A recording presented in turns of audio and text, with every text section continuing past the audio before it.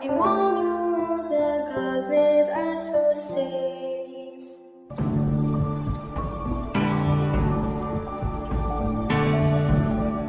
Our Father, which art in heaven, hallowed be thy name. Thy kingdom come, thy will be done in earth as it is in heaven.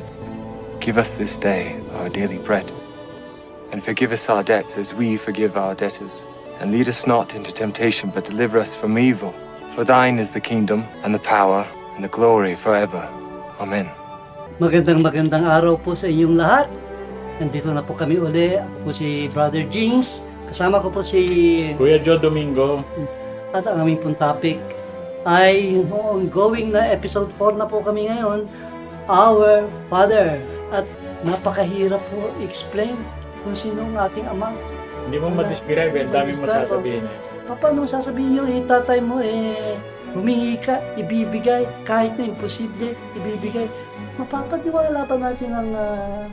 ngayon, okay, sige, naniwala na nga ako, na ibibigay niya pati imposible. Asaan ba yung father ko? Sasabihin niya, nasa langit. Oo. Para ka na naman bata. Nasa langit. Paano namin hahanapin ngayon yun? Nasa langit. Maririnig ba tayo noon? Hindi ginawa ng Diyos ang napahirapan tayo paakit sa langit. Pinapadali nga niya eh. Kaya dumating dito si Jesus eh. Napakabait niya eh. God is kind and benevolent. Hindi katulad ng mga ibang religion na ini-emphasize yung gift, yung dadalhin mo doon, alay mo, gano'n. Walang gano'n. Siya na nga nag-alay eh. Yan yung sinasabi, no? God is a provider. Hindi siya nanghihingi para pagka hindi mo ni-report itong ganito, ganyan. Sa kanya rin galing lahat ito eh. So, God is a forgiving God, infinitely merciful. He is far more eager to forgive than to condemn. He pities sinners. God is a seeking God. He is not only a waiting God, eager to welcome humble and penitent sinners. He also looks for the lost and appeals to them. At hindi siya malayo, nandyan lang siya sa atin. Nandito siya eh. He's in your heart sabi ni Jesus eh. God is almighty, infinite in might, majesty, and power. He is a victorious God. Lahat ng gagampanan niya, tagumpay. So, motivated siya dahil sa pag-ibig niya sa atin. He is accessible, open, interested, and passionately in love with each one of us. Please, learn to call Him Father and accept Him as Father. Ngayon, sabi ngayon sa atin, Our Father, para alam natin anong address, who art in heaven.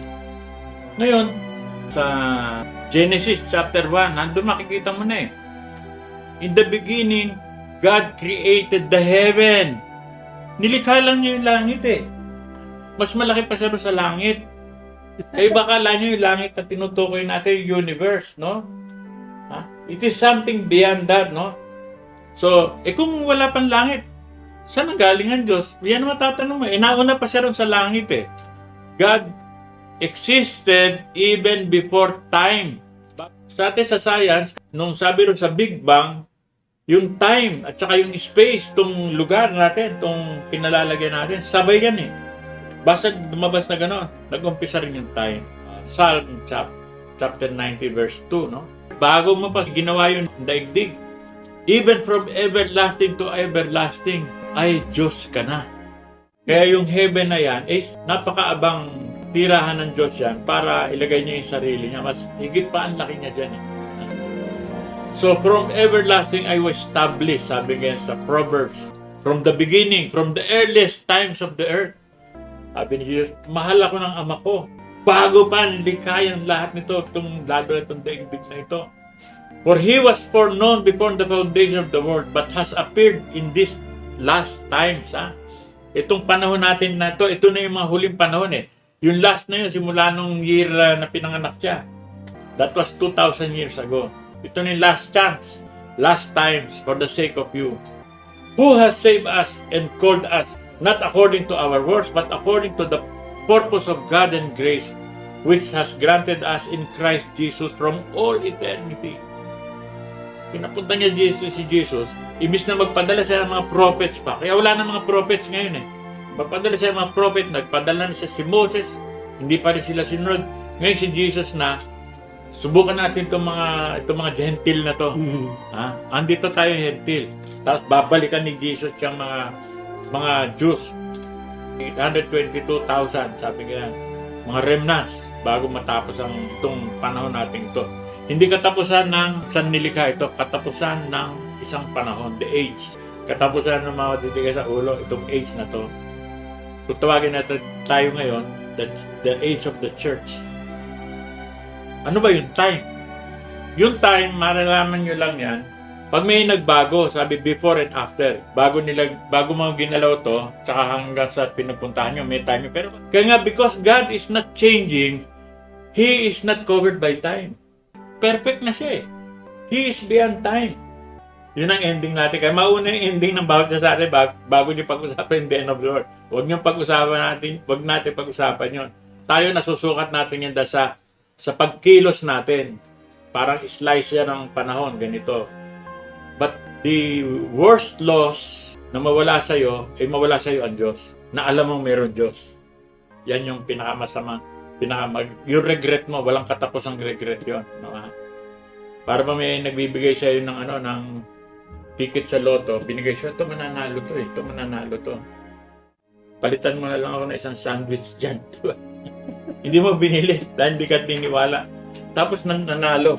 Regret forever na yun. Diba? Kaya si Jesus mismo pag yung Kingdom of Heaven, ang description niya is napakarami. At sinasabi pa niya na ang Kingdom of Heaven na yan is nasa sa iyo. Nasa iyo. Asan ba talaga, Lord? Asan ba talaga yung Lord, yung Kingdom of Heaven? Alam naman natin, yung time and space, isipin natin, anong relationship doon, Kingdom of Heaven dito sa universe. Yung sabi mo na God is a forgiving God. Kaya nung nakapako siya bigla ko naalaala, Brother John, nakapako siya sa krus na gano'n. Sabi niya, Lord, forgive them, for they know not what they do. Forgive them, for they know not what they do. Hindi nila alam na mga bata yan. They are like children, forgive them. So, again, it relates to yung relationship na ang sinasabi ni Jesus Christ is ang relationship natin sa Ama is really father and child. Father. Halimbawa yung meron kang anak dyan na bata, tapos naiwan niya yung laruan niya doon, Brother John, yung laruan niya, Hollens. Dito tumula siya, pang! Aray! Hindi ka magagalit doon sa anak mo. Sabi niya, patawarin ka ito, anak mo ito. Ang daming laruan na. Ikaw may bigay mo. So, yun ang ulitin po namin is let us look at our relationship with our Father na it's father and child. Kung minsan, sabi nga niya, abusuhin mo ako. Kulitin mo ako. Sabi niya gano'n. Kulitin mo ako. At nakakatuwa naman at itong topic natin na our Father, yung ating Ama, nakarelate doon sa ating oneness na God's unsurpassable love. Ang dami nating pinag-usapan doon. Related yun doon. Ano ba yung relation ng heaven, universe, saka time and space? Ano yan? Yung heaven, dalawa lang ang nilikha ng Diyos, tandaan nyo ha. Pero mga salitang Hudyo to, iba ang kahulugan kung iintindi nyo sa malalim, no? God created the heavens and the earth. Pagka sinunod nyo yung binasa nyo yung Apostles' Creed, He created the invisible reality and the visible reality. Yung visible, yan ang earth, no? Matter yan, material. Kaya nga yung mga tao mahilig sa kayamanan, mahilig sa panlalasa, ganito yung mga bagay dito, materyoso kayo mga tao kayo. Pero mawawala yan eh. Kasi yung immaterial world, metaphysical world, yan yung hindi nakikita, yan yung mga anghel. Wala silang katawan eh. Kaya yung mga nilalang dyan, mga anghel nga ang tawag, Hindi ko alam, pero pa iba nilika. Basta lahat, tawag dyan anghel. 6 na klaseng anghel yan. Pinakamababa dyan, yung mga katabi natin, yung mga guardian angel. Susunod dyan, archangel. Ganyan, pataas yan. Hanggang seraphim. Na Lucifer is a seraph. He is more like God. Kaya tanong ni Michael, who is like God? Yun ang pangalan ni Michael, archangel. Siya ang lumaban. Biro mo, sarhento lang ito. Nilabanan niya yung talo. Kaya tinatanghal natin niya na isang santo sa atin, lagi nasa istorya ng ating kaligtasan. Kaya inis na inis siya mga nakatunggali dyan. So, yung nilikha ng Diyos, heaven and earth, may katapusan to, may pagbabago to. Kasi isang pagbabago dyan, pinakita na ni Jesus yung tawag natin transfiguration. May katawan siya, pero nagbago siya kasi lumulusot na siya sa mga walls, no? Nakakakain din siya. Siya pa nagpaluto, nagluto pa, nag-ihaw pa ng plapla eh. Hindi wala pa yata plapla. Ano ba yung isda natin dito? yung isda maitim. Sabi niya, gurami eh. Gurami. Nag-ihaw siya, nagluto, kumain sila eh. Tapos sinabi nga niya kay Tomas, hindi ka naniniwala, lagay mo yung daliri mo, lagay mo pa rito, di ba? Tapos sabi, My Lord, my Lord and my and my God, God. sabi nga Jesus. because thou hast seen me, thou hast believed. Blessed are they that have not seen, Blessed are those who have Yet not have seen and believed. yet believe. Tayo yun. Tayo yun. Hindi natin nakita si Kristo, pero narinig natin. Balita sa atin ng simbahan. Na alam natin totoo kasi galing doon ang simbahan eh. Matitrace mo yan eh. Papunta rito. So, sa pagkatao natin, may isang bagay dito na hindi nakikita, hindi alam ng iba, pero ikaw alam mo. Basta individually alam yan. Mayroon kang iniisip. And only God ang nakakakita ng iniisip natin. Miski sila Satanas, hindi nila malalaman yung iniisip mo hanggang hindi mo binibigas o ginagawa. Kaya quiet tayo dyan. Pero ang Diyos, pagka tayo nagdadasal sa Kanya, alam niya iniisip natin masama, mabuti. Kaya sabi, we are like prophets. Ang prophets kasi, pag nagsinabi nila, totoo, nangyayari. Ganon din ang Diyos. May isang salita siya. Tayo ngayong mga anak ng Diyos, may isang salita rin ba tayo? Pero may mga bagay na hindi kaya ng ating isip, katulad na magpatawad ka sa mga taong nagkasala sa'yo. Kasi logic says, kailangan gumanti ka. Only faith will say na forgive. Kasi, bakit? Sabi ni Lord eh. Kaya gusto mo maging anak ko, sabi niya, tatawagin mo ako anak ko. Madali lang yan, tawagin mo ako father. Ito gagawin mo kasi kung totoo kitang anak, like father, like son. God the Father is forgiving, He's a great provider. He can be depended upon, maasahan mo yan. Yan tayo. Nasa buhay natin yan. Kaya dito sa paligid natin, makikita natin. So maraming tao rito, siguro malamang talaga yung makamundo. Nag-iipon sila ng kung ano-ano rin sa mundo. Wala nung sa langit eh. Sino ang tatay ng mga yun? Anyway, balik tayo doon sa Heaven. Oo. Sa pagka-describe ni Jesus, heaven is perfect. Perfect. It's perfect. Could be a place, could be a sitwasyon, sitwasyon, State. state, Could but be. kung ano man yun, it is perfect. So, yung perfection na yun, sabi niya, the kingdom of heaven is in you. Yung perfection niya, nasa sa atin. Kasi anak tayo ng ating Ama. Kaya we have the perfection in us. At saka yung heaven na yun is a representation of perfection. So sabi niya is, be perfect as your Father in heaven is perfect. Heaven, Father, perfect. Of course, sinabi na natin kanina na yung perfect yan, kaya nga perfect. Kasi hingin mo, kahit na imposible, ibibigay sa'yo. Kasi walang imposible kay Lord. Walang imposible kaya kanya lahat eh. Bakit? Kasi kanya lahat. Kaya pag humingi tayo ng sa ating Ama, talaga ibibigay. Kung saan manggagaling, siyang bahala doon. Tayo po is napakaganda nitong Our Father na ito because it gives us a crystal clear view on how we are going to experience the joy na sinasabi ni Jesus Christ. I tell you this, sabi ni Jesus Christ, so that you will have my joy and your joy will be full. Complete. Kasi si Jesus Christ, alam na alam niya po yung sitwasyon na yon. Feel niya yung sinasabi yung Our Father na yon. And He also wants us to feel that Our Father. Sabi niya, kaya ko sinasabi ito, paniwala kayo at mararamdaman niyo kung anong kaligayahan na nararamdaman. Pagka yung tatay mo umalis, nagpunta abroad, nandyan siya, Pero malayo siya. Oo. Kaya hindi mo siya makita. Physically, Oo. oo. Ganun ang sitwasyon natin sa Ama ngayon.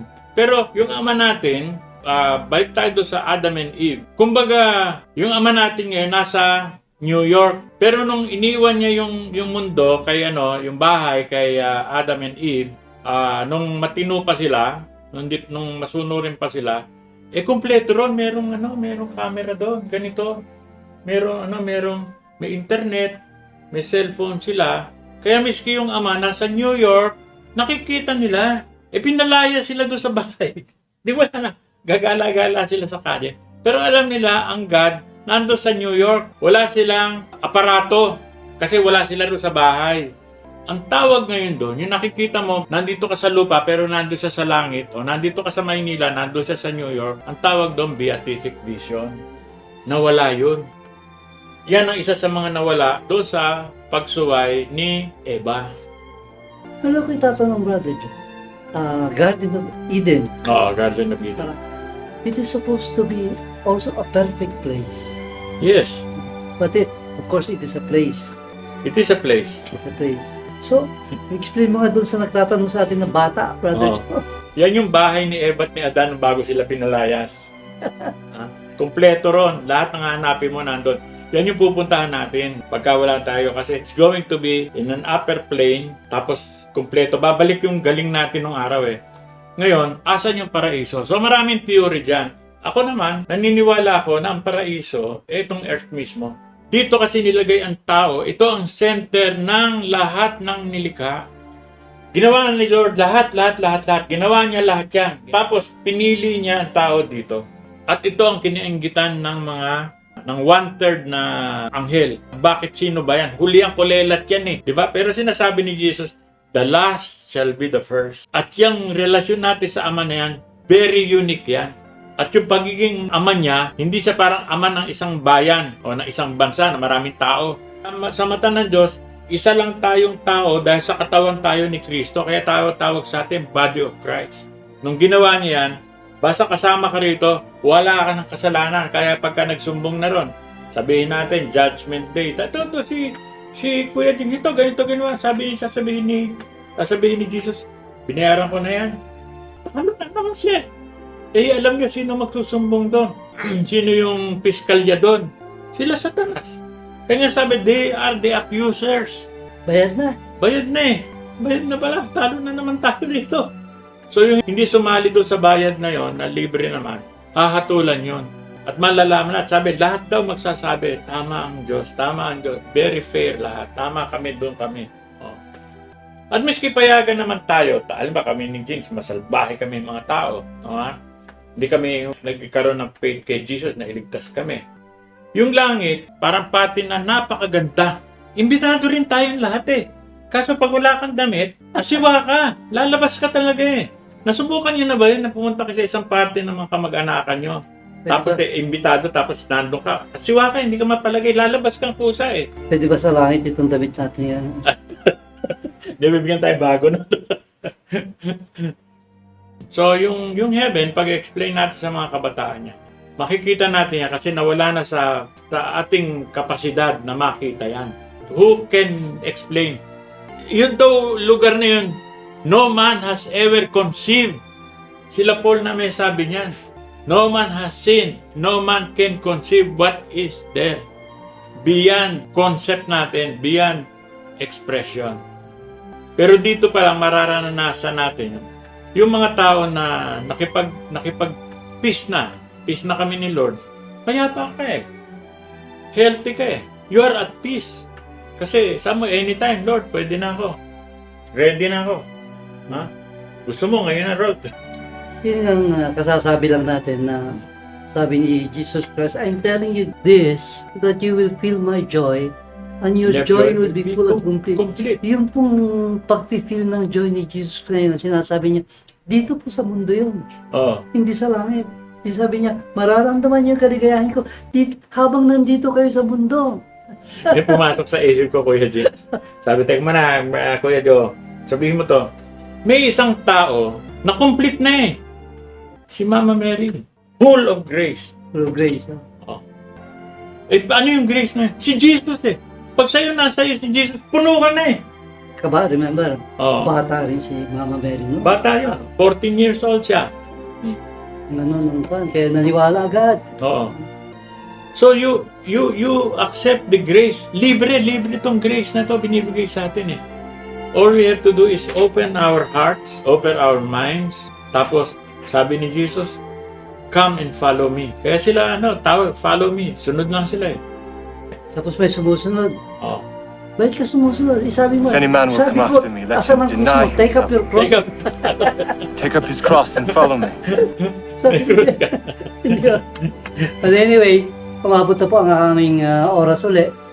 Mukhang endless itong topic natin na ito.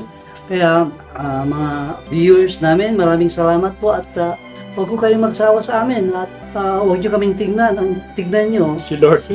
Jesus. Para kami si Mama Mary. Do what my son said. Do what Jesus tells us. Let us all do it. Kaya maraming salamat po. Babalik po kami sa susunod na episode.